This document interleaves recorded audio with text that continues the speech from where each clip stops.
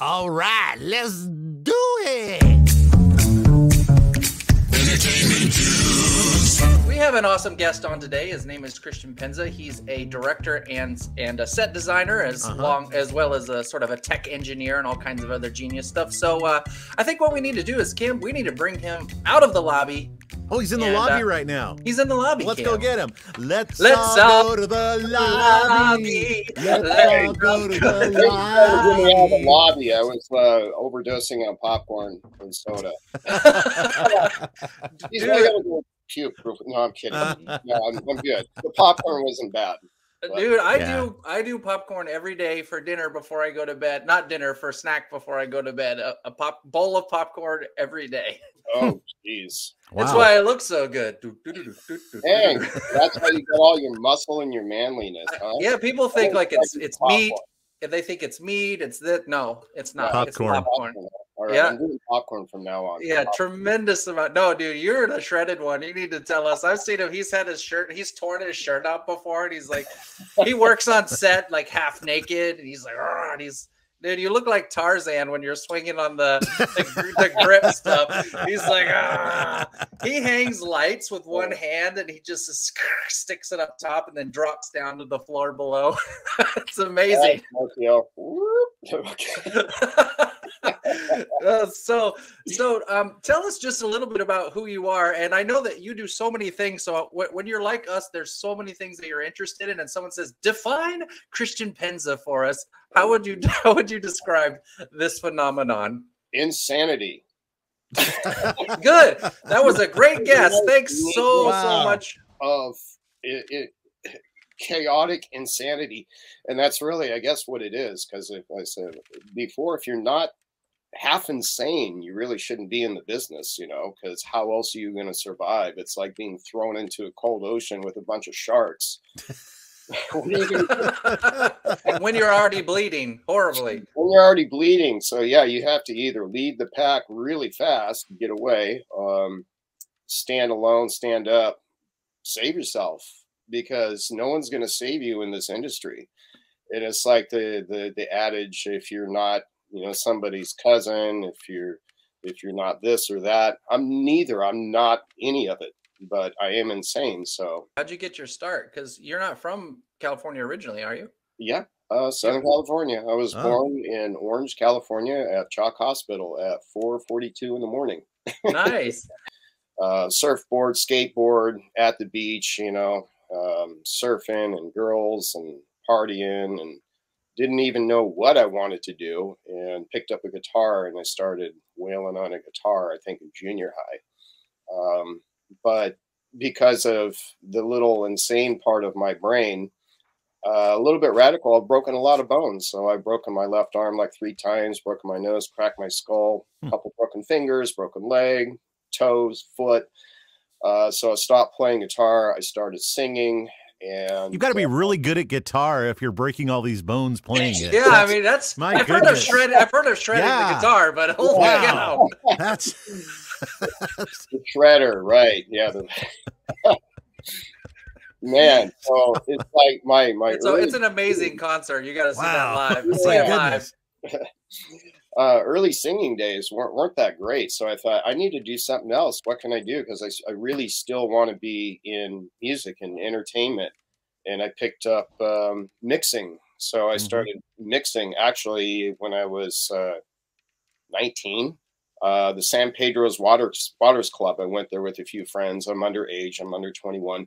And there's this band. They sound really good, but the guy behind the board was having a time. It was just like, oh man, it sounds horrible. And I was walking by. I go, it sounds horrible. And the guy goes, yeah, like you can do any better. I go, well, give me a shot. And he goes, well, get up here and go. I'm like, all right. So about 5 minutes, the band started sounding pretty decent. And this big guy comes walking by and he goes, holy crap, it actually sounds good tonight. And he looks at me and he goes, how old are you? I'm like, 22. He goes, come here, I need to talk to you. So I actually got a job illegally at the San Pedro's Waters Club mixing for bands at 19. Ah, that's incredible. That's awesome. What'd you go after that? Like, what happened? Because I know that was only the beginning. That was only the beginning. So, you know, when you have something like that happen, your ego's kind of boosted, and you're walking around. Yeah, I can do this now. I can do this now. And I thought I was, you know, really good stuff. And then you start getting into a different crowd of people, into a different circle that really do know what they're doing. And they go, oh, you can do that? All right, well, here's a project for you. Why don't you do this? And you're so excited. You're like, oh, wait, I don't know this part of it yet.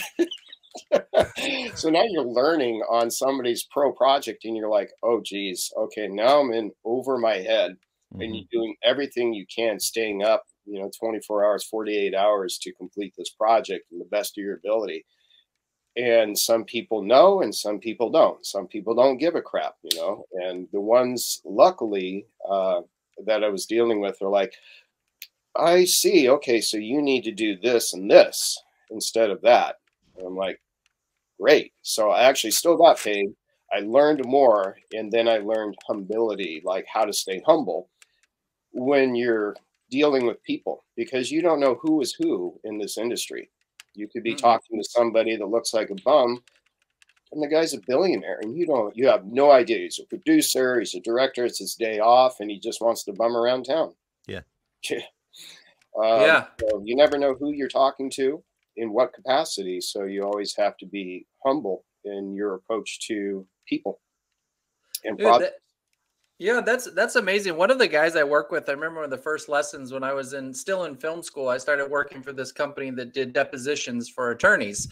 And he said, I always say, yes, I can do it.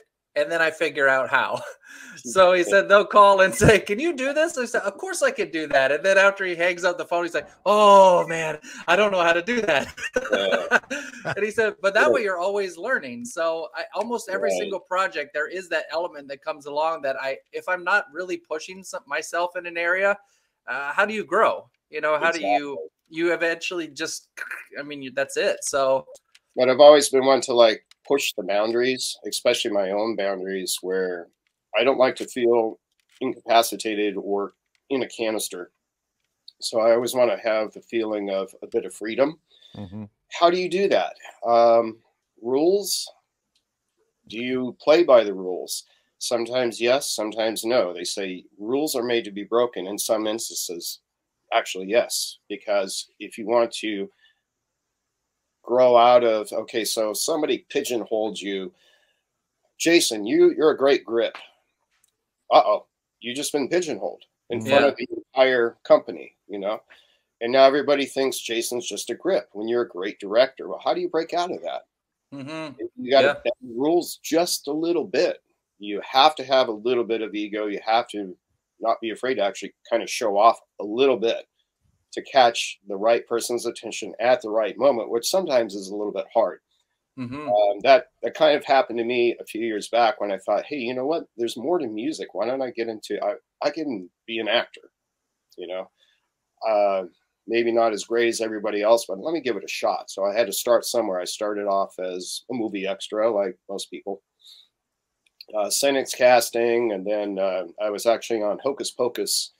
And there was a guy on set screaming and yelling, hey, somebody give me a cup of water. God, give me a cup of water.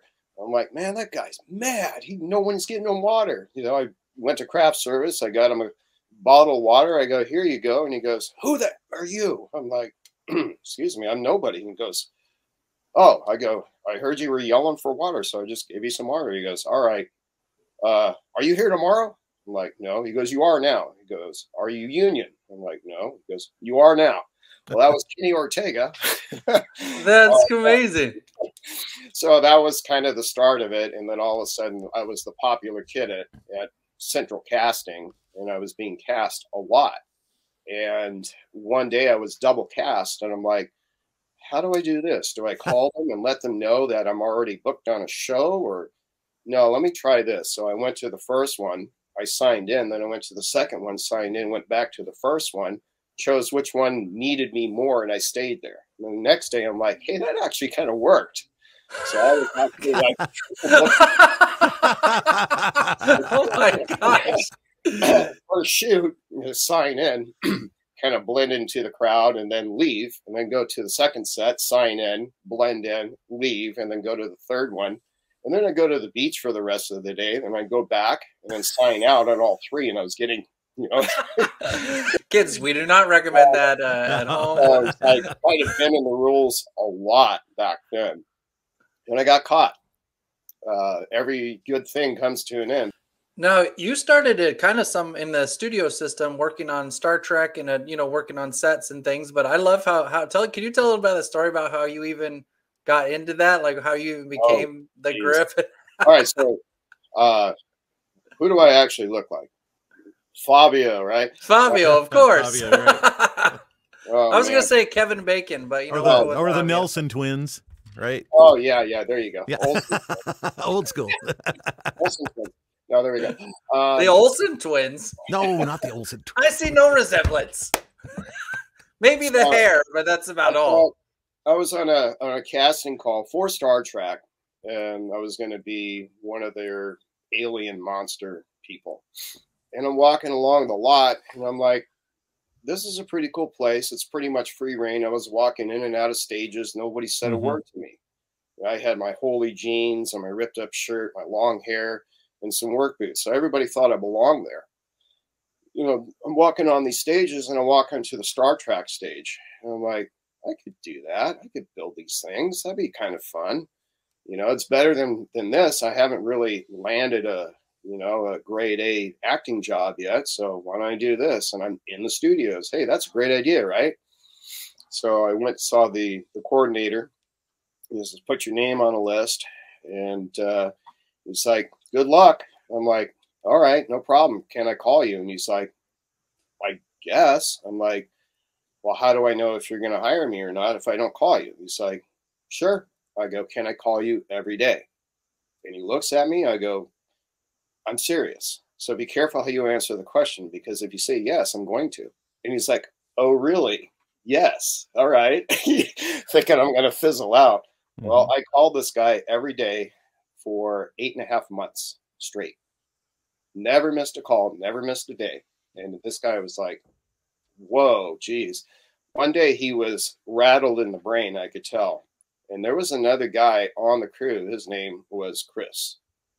And I pick up the phone, and he's like, hey. I'm going, hey, how's it going? He's like, good. So, Chris, are you busy tomorrow? I'm like, yeah, I'm working for you. And he goes, good. Be here at 6 a.m. I'm like, cool. Like, all right. So I show up, and I got a couple little hand tools. And everyone's like, who is this guy? And I'm walking in, and this guy goes, hey, look, it's Fabio. I'm like, I'm turning around thinking, he goes, no, that's you. You're Fabio. I'm like, oh, great. Maybe you could have thought of something a little bit better than Fabio. You know? Like the Olsen twins. Right. Ironically, I ended up meeting Fabio 6 months later, and we're still friends. Really? He's tall. I'm short. So halfway through the day, I'm building radiuses with a couple of these guys. And what's a radius? Goes, like a curved prop piece. Okay. Round edges instead of square edges. All right. The guy goes, hey, I need to talk to you. What's your name? It's Chris. I'm like, yeah, but you're not the right Chris. You're not supposed to be here. I'm like, what are you talking about? Look what I built. He's like, yeah, I see that. It looks like you're pretty good, but you're not supposed to be here. It's another guy. His name was Chris, and he didn't show up today. Yeah, I go, oh, man. And I was bummed. I was really bummed. And, I kind of let my feelings show on my face. And he's like, I know it sucks, but you got to go home. I'm like, all right, fine. I'm out. See ya. And he goes, don't be so bummed about it. Maybe something good will happen. The next morning, he called me at 7. He goes, okay, so we fired Chris. Looks like Chris got the job. I'm like, really? He goes, get your ass down here. We need to get this work done. Nice. Nice. That's Star Trek. And that's persistence, though. You need that in this business sometimes, right? Oh, yeah, right? very, Believe very in yourself and persistence. It's really important. You have to be willing to look like the fool. Yeah, reliability, consistency. So Yeah, if yeah, you claim to be able to do something, you need to keep doing that and improve upon yourself at all times. Because if you give up or you kind of lag, put it off, get lazy, whatever you want to call it, right. you're stopping. And then people will notice that. They won't notice when you keep going. They just go, "Oh, hey, we know Jason does this, so let's get Jason." And it's been a year and a half since these guys talked to Jason, but they still remember him. Hmm. They say, "Jason, I'm calling you," because they expect him to keep doing that. Yep. But as soon as he drops something, as soon as you drop it, they go, "Oh yeah, he's not doing that anymore. We need to call somebody else." Yeah. And it's out. Yeah, that's it. That fast too. Mm-hmm. And word also spreads really quickly, especially in an industry like this. That's like, it goes back to what you said about not burning any bridges, because you never know who you're going to talk to. And Oh yeah. a lot of times I direct, and I'll work on my friend sets that are also directors as a grip or gaffer, because I'll say, hey, I really want to work with this gaffer that you have. Is he good? And he'll say, yeah, he's a really good gaffer. So I'll say, can I PA or grip for him on your set? And I just want to work with him to see what he's like. And I did that in Nashville a couple of times. One set we did for an Eric Church music video, and the gaffer, the DP, was my buddy, and he said, "Yeah, come on, work on grip." And so the whole time I was working under this guy, we did crazy stuff that day. And one time in the middle of the day, he turned around and he just started screaming at me. I just happened to be at the wrong place at the wrong time. The gaffer's like, "Yeah," and my buddy, is the DP, comes up and says, "Dude, he's actually a director." So, but I ended up not working with him. I said, "Yeah, I don't want to work with him." Yeah. You get to see a lot of people's true self. True colors. Yeah. Yeah, 14-hour days, 16-hour days.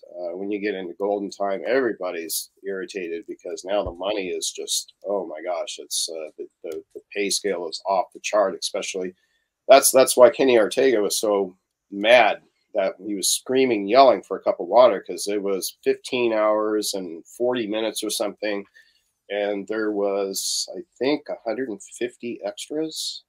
Yeah, that's a huge day. Yeah. Yeah. So yeah, each one of those extras would be a day's pay per hour. And he's like, "This ain't gonna happen." Yeah, you're burning daylight. Like that's crazy. Especially if you're a union. Like I've been in a lot of non-union shoots, and trying to get paid for those extra hours is almost impossible. It's like, "We paid you 500 for the day." And you're like, "Yeah, but it's like been 20 hours." And they're like, "And we're not done shooting yet." You're like, "Oh, okay." The two worlds are really, really different. And I think, I've worked on many, many studio shows, a lot of movies, a lot of TV shows, and it's kind of all the same. It's actually almost like reverting back to high school in a sense, because you're unionized. And once that happens, you can't go any higher. You have to live in their box. So every day you make a certain amount, and that's it. And after a while, you have nothing to do, especially at the end of a show, or there is a pause in the show. You have to try to figure out how to look busy so you don't get laid off. But everybody's out to get you. So I think after so many years, that's why I left when I was on Heroes. I left the studios. The reason is every show was kind of the same, where especially on Star Trek, I got in there and I was the only guy that wanted to work. I was working and I was like, "Hey, I really like making these spaceships and stuff like that." So I really got into it, and I worked fast and efficiently, and everybody else liked to sit around and smoke cigarettes or talk or look on their phones. So I was making people look bad. So they were doing things like, when you put a flat, you have to put a brace on it, so you put a screw in there, and then you put a nail into the ground. As soon as you hit the nail on the ground, you walk off. These guys would come right behind you and pull the nail. Oh, geez. And say, "Hey, let's go look at that. Look at that. Let's go tell the coordinator." And they say, "Hey, look what Fabio did. He put this flat up, and there's no nail in the ground." And they would do things like that on a regular basis. Once in a while, you make a couple good friends. There's some really good jokes, but your true friends are far and few. It's like I think I had 3 good friends on Star Trek. And one of them, they're like, so we got to get rid of Fabio because he's screwing up all the time. And I wasn't screwing up. It was the guys that were trying to get me fired. And he's like, that's crazy. You're going to get rid of him? He's the one that's doing all the work. And he's like, oh, yeah? Well, what about this, this, and this? And he goes, I tell you what, I bet you $100 a lunch right now. Let's go to the stage. I bet he's the only one working. You'll see his ass in the air and his hands on the ground, and everybody else will be standing around. He's like, oh, really? So these guys have been working together for a few years, you know. So they walk to the stage, and I look up and I see my friend standing with the coordinator, and the coordinator is just standing there looking around. He's like, all right, whatever. And he walks off. And then my friend starts laughing. I'm like, what is so funny? He goes, I just want to bet. I want $100 and I won lunch because of you. And I'm like, what do you mean because of me? Because you were on your hands and knees. But I find it fascinating that sort of mentality. I've seen it many, many times around the world, having gone to so many countries and so many places, is that it's like that the crabs in the bucket. You know, if you have a bunch of crabs in a bucket and one of them tries to get out of the bucket, the other crabs will actually pull that crab back into the bucket and all of the crabs will die, as opposed to following the crab to get out. And so you experience that firsthand. There's a system where people want the status quo. They don't want to be challenged. They don't want to change. They want to just get their paycheck and go home and don't want to be required to perform or do anything. And the moment someone starts to succeed or starts to do better, they immediately are pulling you back in the bucket instead of saying, hey, why don't we follow this guy to something better? You know? Yeah, that's exactly the reason why I got out in the first place. Is that was happening. I hit the wall. It was a dead end job because it was the same thing. Well, yeah, different shows, different jokes, same thing over and over, year after year. I'm like, all right, I'm done. And the whole thing about loyalty and this stuff. Okay, it was the coordinator was Tom Arp on Star Trek and Heroes, and it came to layoff time. So he's talking about everybody who's loyal gets to stick around and stuff. But Fabio, you need to go home now. You're done. You're laid off. Like, okay, so loyalty meant nothing anyway. Right. And come to find out 2 days later, his partner's cousin needed a job. So he got my job, but he didn't know anything. Non-union, green. So I'm like, all right, that's cool. That's fine. And that actually, it bothered me in that moment. And it bothered me enough that I stayed up. And I did drink that night, and I was really irritated, really mad the next day. Spent all this time at these studios, blah, blah, blah, and now I'm just out. And that's the way it is on any show. You don't know if you're coming back tomorrow or not. It doesn't matter how big the project is and you're working on it. It's going to come to an end. What are you going to do next? So never feel comfortable once you're on a project and you landed something, even if it's your own. There's still an end date to that project. You got to show it. It's going to be on the screen. It's going to be on the radio, the internet. It's going to end up somewhere. And when that happens, that means your show is over. What are you doing now? So unfortunately, that is the real deal. I guess you can say the reality of this business is when you land something, you already have to start thinking about what's coming next, or you won't have a next. Yeah. What would you tell the people if they're on the cusp of maybe doing a project and there's a bunch of people involved and it's very, very exciting? How do you know whether or not you want to be involved in that project? And what do you do to make sure that you don't get burned? Oh. We have a story about that. Oh, dang. About getting burned, I don't know. There's probably no hope for that. You can't figure that one out unless you got a crystal ball. But are you ready to do it? Are you excited? Are you happy? Do you look forward to it? Do you like sleep for 3 hours, get up, and you're ready to go again? You're ready to do it. Yeah. If you don't have excitement, you have to feel everything 100%. And if you're not feeling it, you feel like there's something's wrong. You got to address that and figure it out, because real things, real logical things can become big problems if you don't address them quickly. What you get too is an up and down. Like when you're working on something, that's when your income's there. You've got a lot of money coming in, and then sometimes there's not afterward. If you have not been planning ahead, there's a drop where you'll find out there's nothing in between. And then you hustle to try and find your next thing, and then you find it, and then you work again. And so that's one of the things about working for a company is that technically you have a sales team that's focused on making sales, so that you're always having work coming in. But as an independent, especially if you're an independent contractor, a lot of times especially if you're doing the producing, directing, writing, shooting, everything, you don't have time to also be making a lot of phone calls and going to meetings and hustling new clients. So it's a real balance. Do you want to go the studio route where, oh yeah, you have security, but then what is security? Like you said, you could be doing great and get fired. So exactly.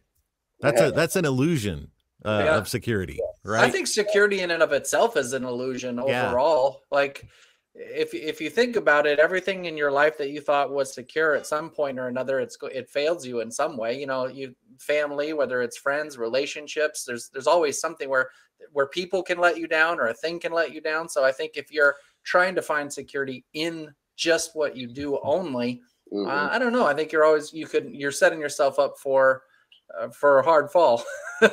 Right.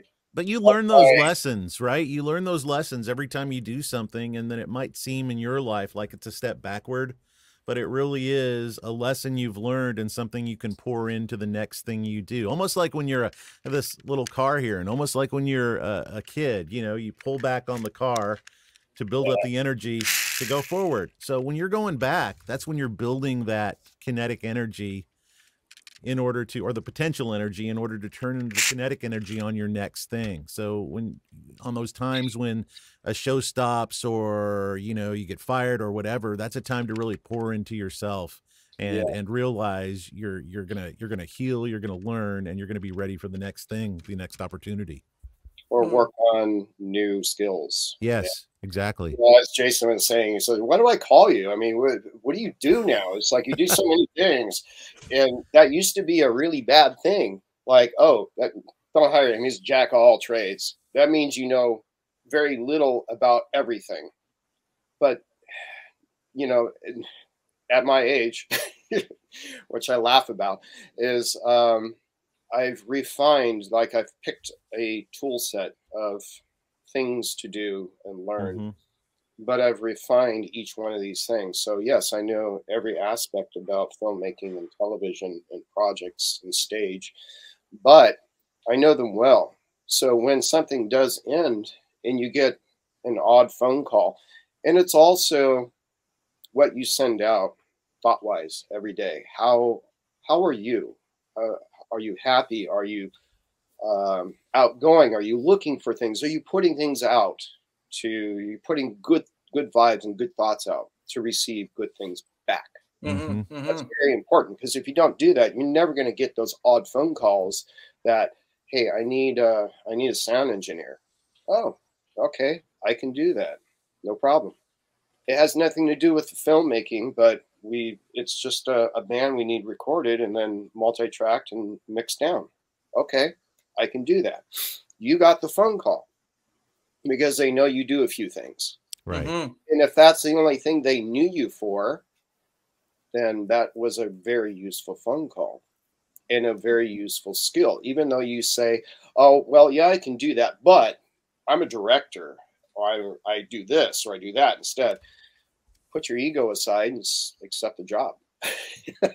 Yeah. Well, and I think too, it's being a director, the more projects that I've done that were on other things, the better I understand what my team is required to do and what they actually do. And I find out that if I'm asking my grip to set up a certain light structure or fixture, or I need to do something, most of the time I know how long that'll take. So I understand what I'm asking. So I can work with my AD and they say, do you sure you need this? And I can say, yeah, I know we need it. It's going to take us 45 minutes to set it up. It'll take them 20 minutes to tear it down. I only need an hour to shoot this. Let's do it.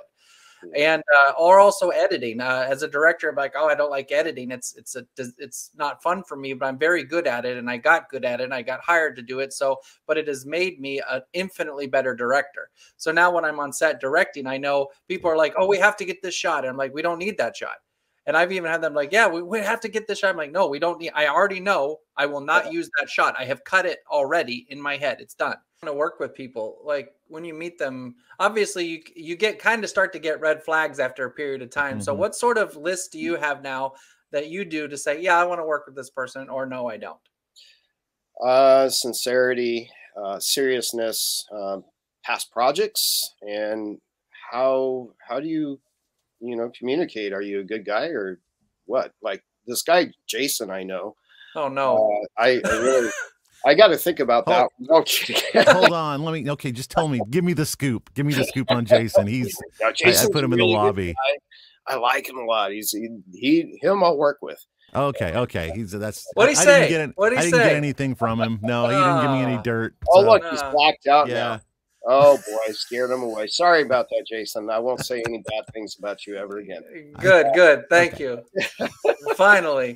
So yeah, I think that's one of the tricky parts is I think it's the same in relationships, what sort of red flags you determine. And I found a good way. I talked to my daughter about this, and I think there's a good way to help determine, at least give you a guideline for relationships is I told her in terms of finding the right guy, write 10 things down that you absolutely want to have in a good guy. Like, what would it mean? And then 10 things that you can't stand. And I think a lot of the times those actually apply with people as well. Like, what are 10 things I want from someone I'm going to work with? They're hardworking. They have a great attitude. They're a team player. They believe in an idea and they see something through. They have integrity and they're willing to do whatever it takes to get the job done as long as it doesn't compromise who they are. So here's something that's a little bit weird. Okay, so yes, I could actually answer that question logically. Okay. In a very weird manner. So if you're going to work, before you decide you're going to work with somebody, go to dinner, see how they treat the servers, make them drive their car, follow them. How do they drive? And then make them meet your pet. How do they treat animals? Yeah, very true. Because the driving thing, are you courteous enough all the time to, show courtesy for other people? Do you drive decently? Do you use your blinkers? Do you, give the right away when you're supposed to? Do you run red lights and not use your blinkers and cut people off? When people get in their cars, they're a different person. Yeah. I really see that a lot. So, yeah. But as weird as it sounds, those 3 things will tell you more about a person in 1 hour than you'll find out in 3 days. Wow. Yeah. And I always say, sure, hear what they're saying, but watch what they do. Yeah. Because you can lie out of your teeth, but your actions are always going to give you away. If somebody's watching this show and might want to work with you, collaborate with you, get some studio design advice, work on a production, how would they contact you? Email is probably the best way. So my email is editbay1@gmail.com. Everything's spelled out, EDITBAYONE @gmail.com. Okay, Edit Bay, not Michael Bay one. It's Edit not Bay. Michael Bay. Not Michael. Okay. Just checking. or you could also reach him at Fabio@gmail.com. Right. Can't believe it's not butter. Right. I will add one last thing though. Okay, so all the time that I actually spent as a movie extra, right, were not wasted years, and I really am thankful for doing that for myself. It was like film school 201, not 101. Because like when you're standing there and you're doing nothing, you can see that, okay, so you guys, you're going to go over there and you're just going to walk back and forth. And there's, a pile of people over here gossiping. Oh, look what I did and blah, blah, blah. Oh, yeah, right. I'm on my phone with my agent and blah, blah, who cares? So I would start, because I always dress kind of like how I am now. I look like I fit into the crew. I would start hanging out with different crew people. And I started with the grips. And I'm like, hey, what's that? They're like, what? I'm the extra over here, but I'm more interested in this. Oh, really? Well, let me tell you about this, and now they have something to do. So I started with, grips, and then I went to lighting, and I went to sound, I went to camera, and here I am getting paid, $100, $150, $200 a day to learn. Yeah. So I love it. I did the central casting thing too when I got here because I wanted to get on and learn too. And what better way to actually, I'm paid, and there's so many times when you're an extra, you're not doing it, you're just sitting Right. there.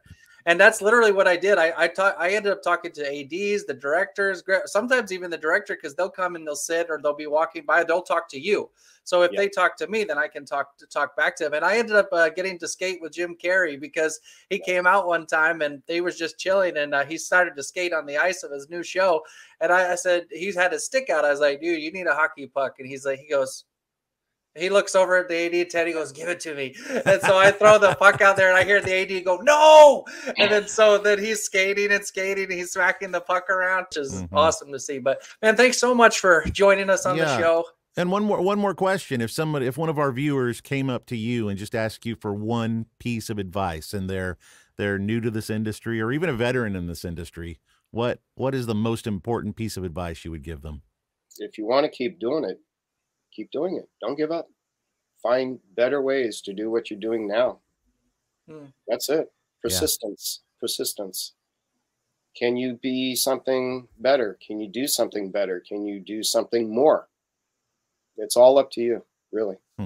So I can answer that question for somebody, but really it's up to that person, on themselves to exercise their own willingness and expansion, because everybody is capable of doing it. Yes, some people get breaks and get thrown into it, but usually it doesn't last very long.